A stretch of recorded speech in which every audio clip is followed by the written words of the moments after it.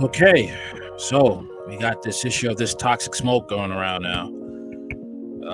It's affected much of New York City, as you can see. Um, you see how it's looking. All right. So, get into the story. Our Talk Radio, live in 4K.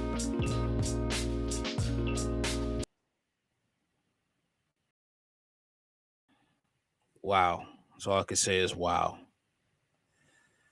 All right.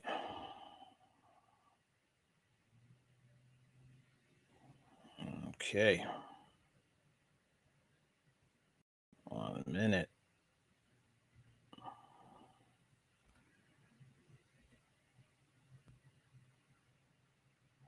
Okay. Yep.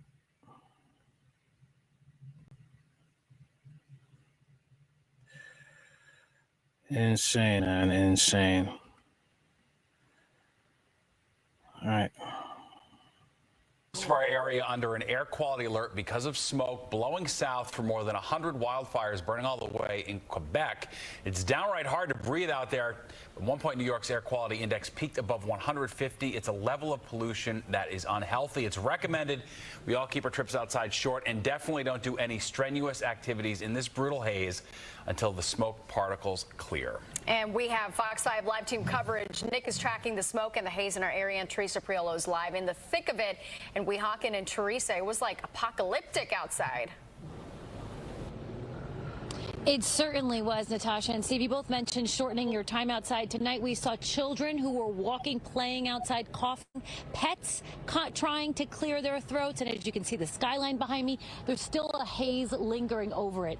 The best way to describe this is if you've ever been near a campfire or a wildfire, it feels like that, not something that is burning hundreds and hundreds of miles away. I've been living in Jersey my entire life, and I've never seen anything like this. If ever there was a day to stop and enjoy the New York City skyline, this wasn't it. A haze of smoke and fire particulates filled the air of the tri-state, making what should have been a bright and beautiful day feel, well, post-apocalyptic. We were on the 80th floor of my building having an event, and it was just... What could you see or not see out of the building? You couldn't see anything. The haze and amber skies are a result of wildfires raging out of control in eastern Canada. I thought there was a local fire when I went outside about 15 minutes ago. According to meteorologists, this haze is due to a slow-moving low-pressure system centered near Nova Scotia. On the west side of that, there's all these northerly winds that are drawing down all this smoke from the wildfires that have been impacting across a good portion of eastern Canada, including Quebec. As a result, the air quality is so bad, the National Weather Service rated it unhealthy and put out an alert, encouraging people to stay inside. When we breathe this air, it goes deep into our lungs. These small particles and the organic matter on them can partition into the bloodstream through the lungs and then get transported through the bodies. It's something you can feel, smell, and taste when you walk outside. We feel it in our eyes. My husband's a little more compromised than I am, but he... Yeah, I have lung issues, I have asthma. And it smells like barbecue. In addition to the Weather Service alerts, Governor Kathy Hochul and the state's Department of Environmental Conservation, as well as Mayor Eric Adams, warn New Yorkers to stay inside for the next few days. I'm trying to limit my exposure outside a little bit. What is happening? Is it the climate, or is something like what you just said? Yes, Armageddon. It makes you nervous. It does. Yeah, it really is very, very strange to be out here. Perhaps the worst part is that the taste of this actually lingers in your throat. Hey, if you've got these things still lying around, a handy-dandy mask, they're going to come in handy the next couple of days. Steve and Natasha, as we understand it, this will not be done tonight. This is going to linger for the next few days. Wow. You could smell it. You could taste it. That's... Watch. Already is some problems with the masks. They're saying people are having problems with the masks as well. You're gonna have to look that up yourself. All right.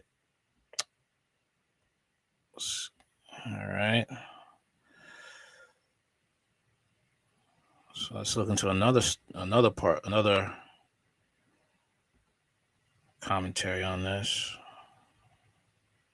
Okay.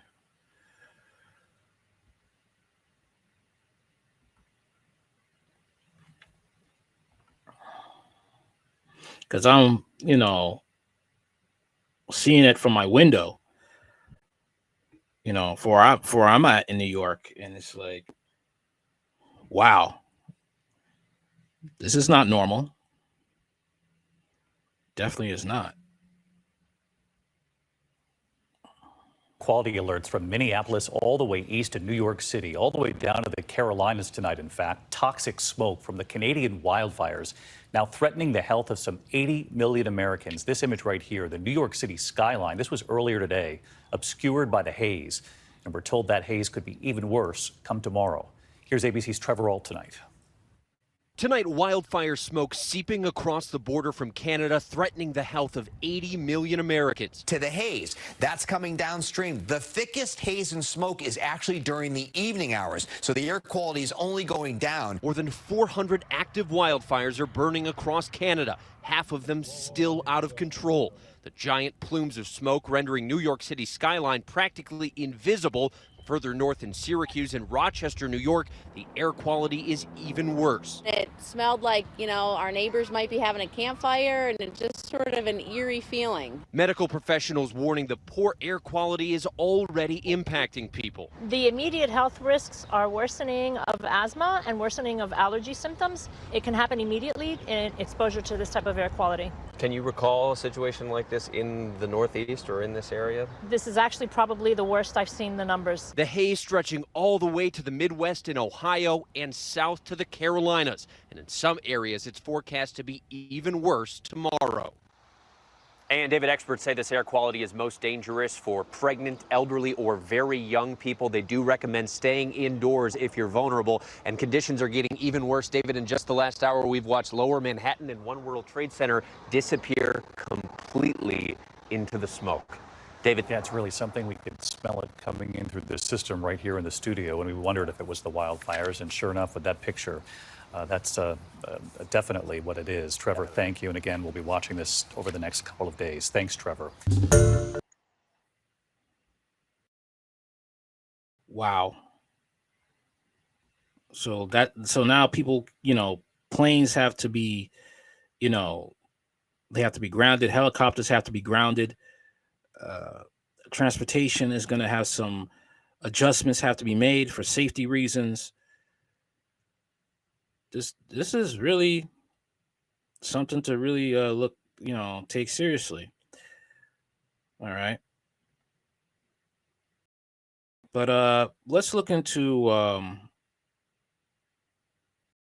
this interesting debate going on in Canada pertaining to the wildfire smoke and how what's going on in Canada, how this is causing problems over there.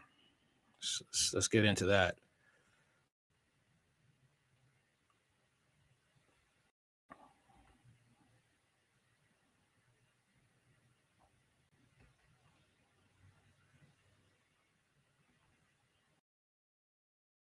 He's working around the clock to keep. This is Doug Ford, the Premier of Canada, the Prime Minister, and he's the one that slashed the wildfire fighting budget to 67%, which is why we're in this issue right now. Our community safe.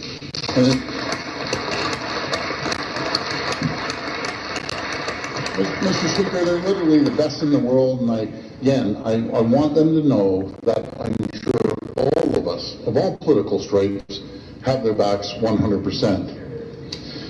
I know that many towns and cities across our province are being impacted by smoke, and not just Ontario, but other smoke coming from other provinces. We're seeing this right across the country, unfortunately. This is having a major impact on many residents in these areas, particularly in Ottawa area and Northern Ontario. And it's hurting those who are already at risk, like our young people and our seniors. while it's taking place right now, I want them to know that our own fire ranger crews, helicopters, full force to manage the fires. Thank you. Supplementary question. Thank you, Speaker. I appreciate that. I will point out that my question was whether the Premier would acknowledge that the climate emergency is making the fire season worse. And Speaker, yesterday, the Minister of Natural Resources and Forestry refused to acknowledge a connection between the climate crisis and forest fires, all while this government is doubling down on costly and carbon-intensive gas-fired power. They're doubling down on sprawl.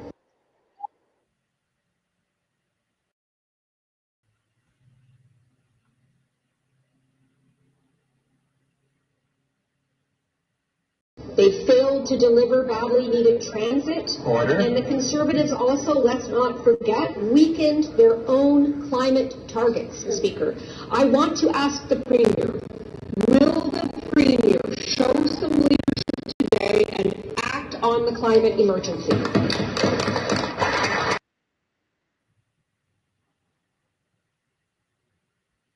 Premier? Mr. Speaker. I'm actually in shock that the Leader of Opposition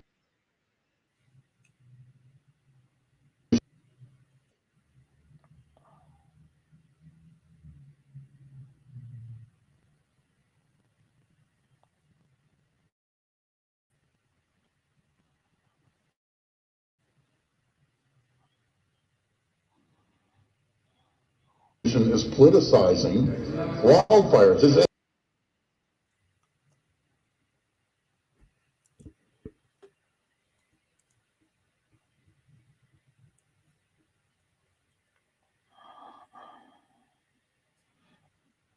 It's staggering, really, but nothing surprising.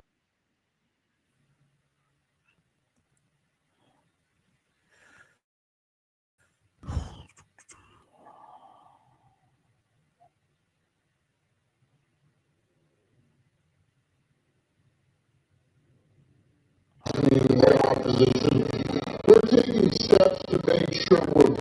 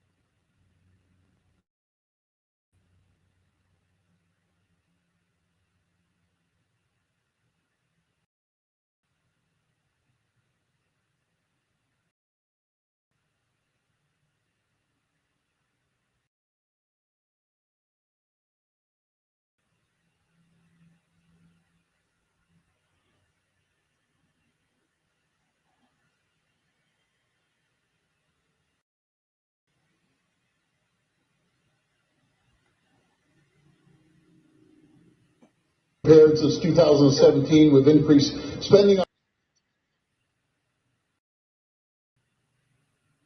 emergency fire preparedness by more than 37%, Mr. Speaker. We have 142 fire ranger crews, which are the best in the world, ready to go right across our province, and we have a fleet of 28 aircraft that fight these fires, including 9 heavy water bombers. My number one goal is to make sure the communities and the people are safe here in Ontario. We will spare no expense to make sure that we support our firefighters and our communities. Final supplementary. Speaker, it's science, right? This is no ordinary fire season. People are worried that this is our new normal, and they are scared. In the GTHA last night, the air quality index was among the worst worldwide. And in the Ottawa region, the index was above a level 10, which is about as high as it gets, while people closest to the fires are being evacuated. School children in our largest cities are being kept inside. And people with medical conditions are being told not to go out. This is not normal. Speaker, with the very real impacts of climate change being felt by millions of Ontarians today, will the Premier reverse course on his plans to pave over the province's largest carbon sink, the Greenbelt? Question. Members will please take their seats. Members will please take order. Order. Premier can reply. We're in a crisis. You want to politicize it, but let me tell you what the report that I Politicize it? It is political. What's wrong with you? Why would you say that? Why would you say that? No, it's not political. Oh no, this doesn't. This couldn't make or break your political career. No, it's just a little match fire. That's it. have heard, Mr. Speaker, the report that I've heard, approximately 50% of the fires are started by lightning strikes. The other 50% are people starting campfires, not putting out the campfires properly. So I'm asking every Ontarian, please do not light any campfires. We're out there, all the firefighters, I should say, fighting against these wildfires. And yes, Mr. Speaker, they happen every single year. Similar to the floods, the wildfires start every single year. We will throw every resource we can to make sure we put these fires out. Who's working around? Man, I don't know, man. This is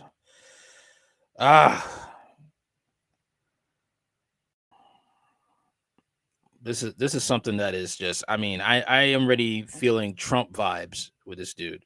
I feel Trump vibes. No, I'm not a Democrat. I know that's coming. Oh, you're a Democrat. No, I'm not a Democrat. I just see the level of you let words just fly right out of your mouth. Okay, like Trump said, Kung flu. I'm like, ooh. Like, what else did he say? When it came to, he just said a lot of words. When it came to COVID, it's just like, why? A lot of, he just say things without thinking. All right. That's what I see.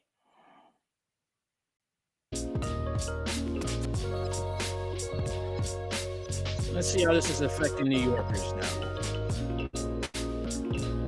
They say they could smell the smoke. All right, you can smell the smoke. New York issues health advisory over worsening air quality because what they're dealing with. Okay, but just want to get into this article right here. New Yorkers are being urged to remain indoors, conserve energy, and limit outdoor fires because of the state's worsening air quality. On Tuesday afternoon, officials warned that the dangerous conditions can result in shortness of breath and irritated eyes, and can even worsen asthma and heart disease in more severe cases.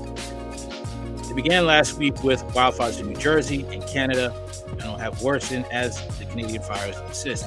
I was also reading some Facebook posts, and one person said they couldn't breathe in Jersey. It's no secret that New York is facing extraordinary air quality conditions right now. Vasco Segos, commissioner of the State Department of Environmental Conservation, said during a press conference on Tuesday, all New Yorkers have seen conditions out in the field today. The sky is hazy, visibility is terrible, and you can smell the smoke in the air. Contaminated air comes with living in metropolitan areas like New York City, although the overall presence of harmful pollutants is currently declining. But a recent period of unhealthy air statewide caused by wildfires, including one in Nova Scotia last week, is compounding what urbanizers experience daily.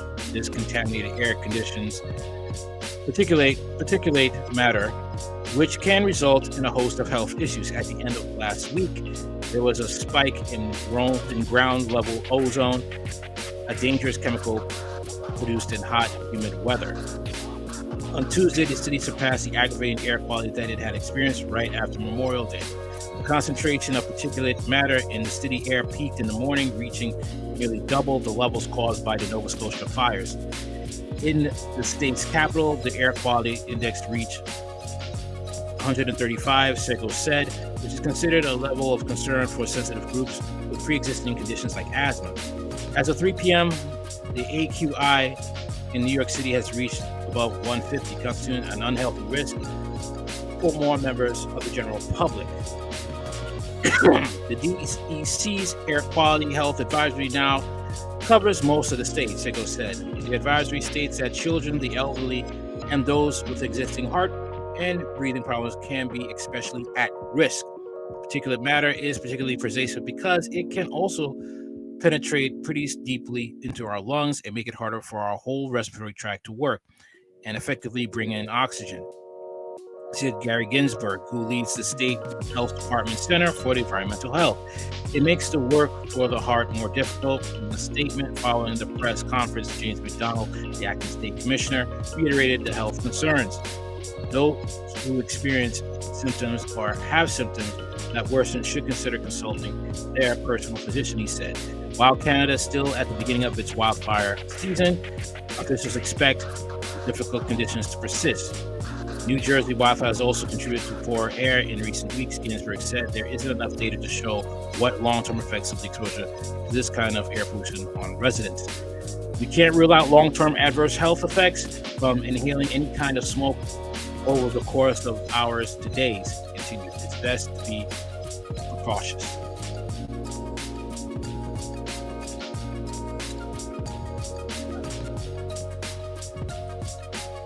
Oh boy, sorry about that. I didn't show the article up there. That's the article I was reading.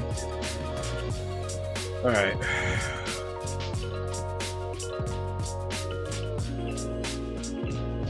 Here's some stuff to know about Mr. Doug Ford. All right.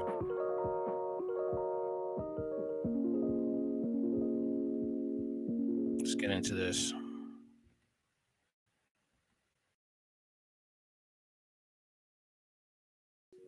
All right.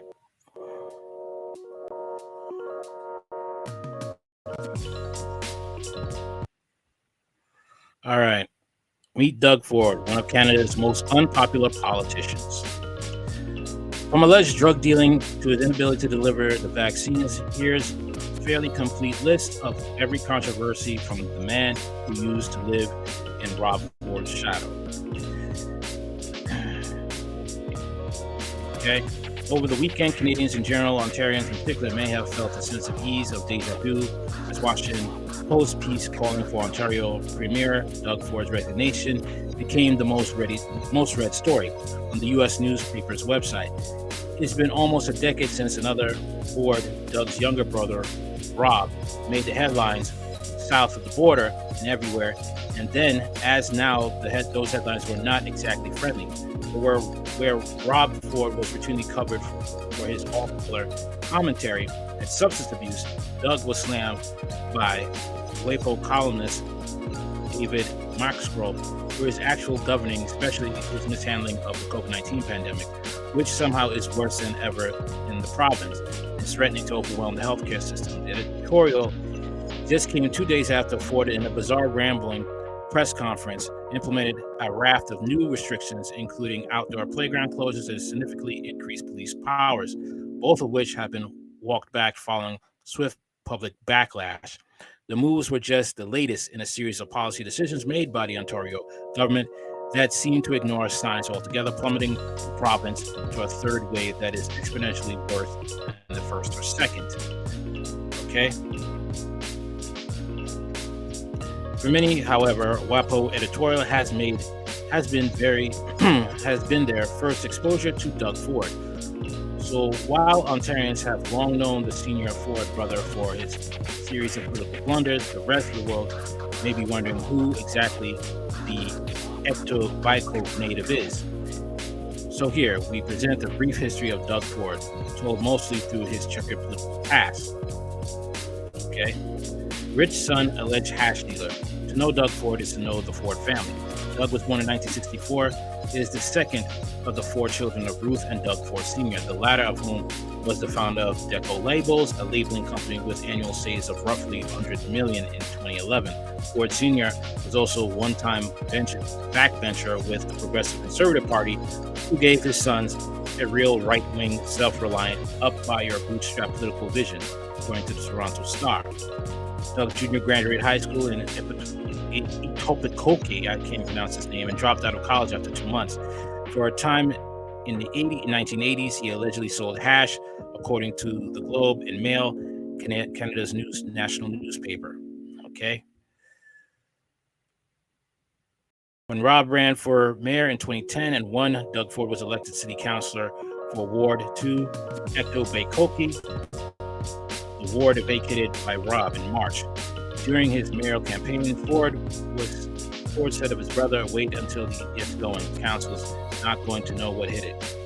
John Tory, Toronto's current mayor and a longtime Ford family friend, said at the time that if you were looking for a better run government, Doug Ford is certainly the kind of person you would want. Early in his tenure as city council, Doug Ford defended his and his brother's decision to skip Toronto's annual Pride Parade, saying the family was headed to the cottage that weekend instead. The Ford family would choose Pride weekend for their cottage weekend every single year thereafter. He also got into a fight with Margaret Atwood, had a complaint filed against him by the Ontario Coalition Against Poverty for telling an activist to get a job, and sparked a rumor that the New Orleans Saints would be relocating to Toronto as part of the ongoing obsession with bringing the NFL to Canada. All right. Let's see something else about him. All right. Here, okay. Okay. Hosted a radio show with his brother called Ford Nation during his brother's tumultuous morality, and said after Rob Ford admitted to having smoked crack amid numerous videos showing the then mayor obviously intoxicated, and he had no idea that his brother had any substance use issues whatsoever. Instead, he wished the rest of politicians in the city to come clean the way Rob has come clean. Doug Ford has been a consistent advocate for crackerjack, ill-fated municipal development plans, supporting, among other things, the development of the mega mall in Toronto Port Lands, which would also include giant Ferris wheels and monorail. He also proposed digging a private toll tunnel under Toronto's Gardiner Expressway, if only to help him avoid hitting cyclists with his car. In 2014, the Toronto Police Chief Bill Blair served Ford with a defamation notice after Ford accused Blair of issuing a subpoena to Rob Ford to appear in court in the case of his friend and driver, Sandro Lissi. As a form of payback, Doug Ford later apologized in writings for the comments. 2 months earlier, Doug Ford said a home for developmentally disabled youth in Etobicoke had ruined the community, and called the female Toronto Star reporter little female dog. In fall 2014, Ford lost a mayoral bid in Toronto after replacing Rob, who was diagnosed with cancer, on the ballot. He was fined nearly $12,000 for illegal signage during his campaign. The year before, he was accused of buying votes after handing out $20 bills to public housing residents in Toronto. He defended forking out cash, saying he simply didn't have the time to buy gift cards to his much beloved Tim Hortons instead. Wow. This guy is a walking train wreck. I'm sorry, he's a train wreck. In 2016, Integrity Commissioner Valerie Jepson determined that Ford violated City Hall's code of conduct while he was city councilor by attempting to secure preferential treatment at City Hall for 2 clients of Deco Labels. According to Jepson's report, Ford did not disclose the company for whom he set up meetings and did business with Deco, and also accepted a gift dinner ticket to a tennis game from one of the firms. Ford called the finding a joke. Ford announced that he would run for mayor of Toronto again in 2018, but pivoted to a bid for leadership of the province's PC party after then leader Patrick Brown's resignation amid sexual misconduct allegations.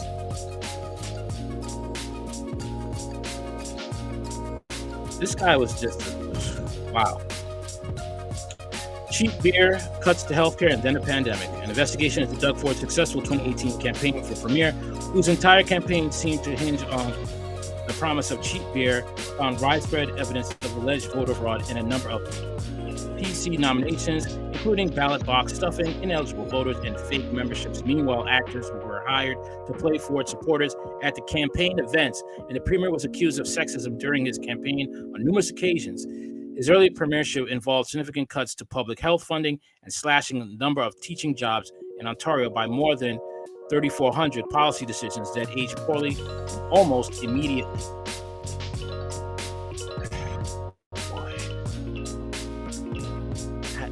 I don't know what to tell you, man. This guy is just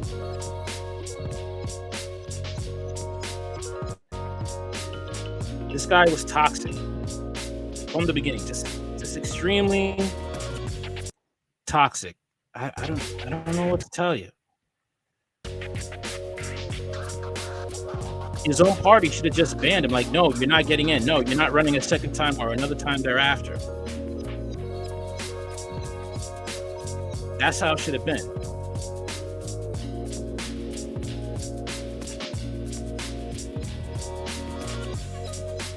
I don't really know what to tell you, man. I mean, this guy is a train wreck. He's corrupt, and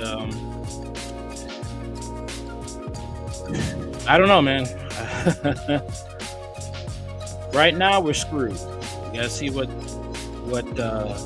news stories develop and how this smoke is actually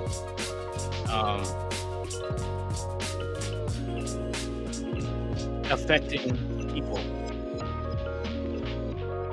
in New York City. Okay, that's what we gotta, look out for. And is this even,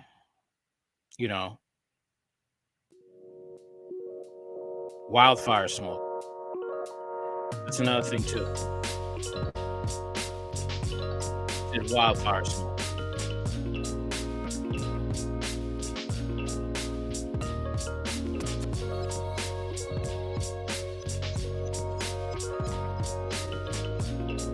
All right. Oh, before I leave this, I'm sorry. I had a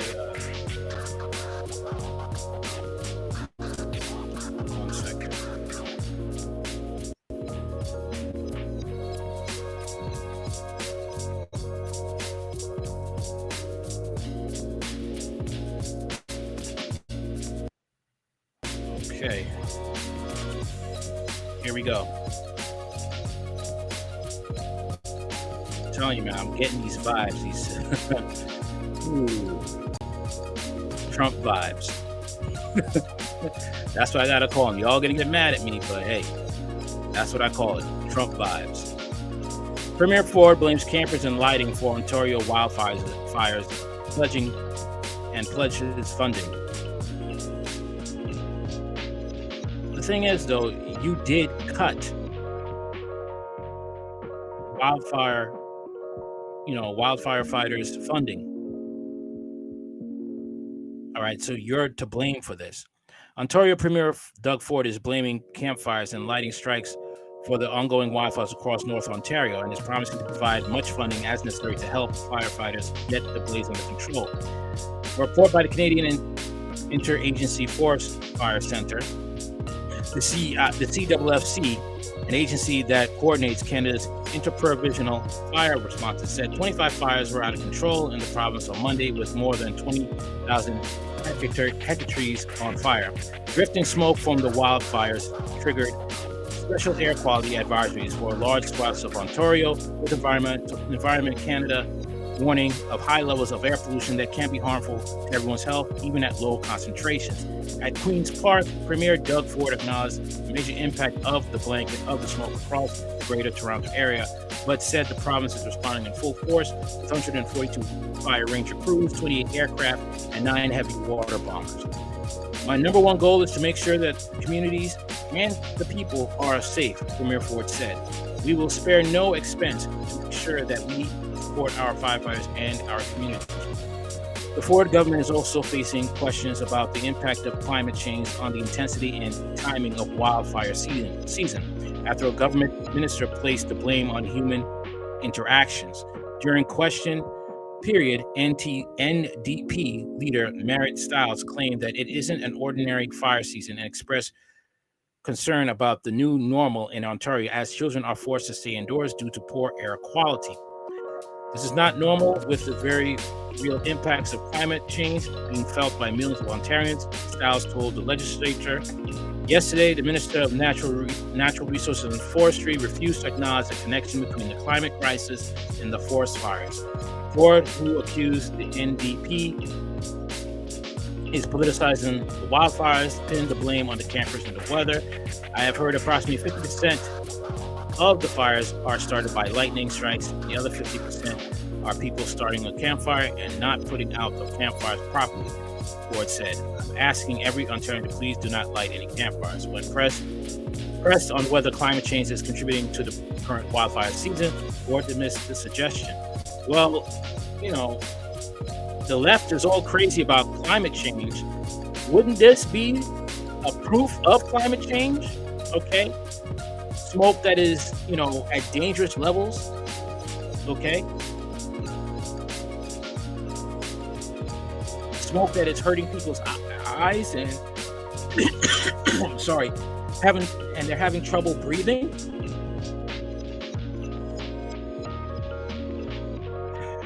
They happen every single year, similar to the floods, Ford said. The wildfires start every single year. Yeah, sure. Like I said, he's the one who cut the funding. So the first thing that should be coming out of his mouth is like, you know what?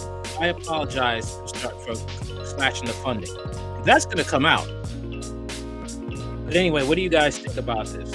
What are your thoughts about this situation right here? Has Canada dropped the ball? Let me know. Like, share, comment, and subscribe later.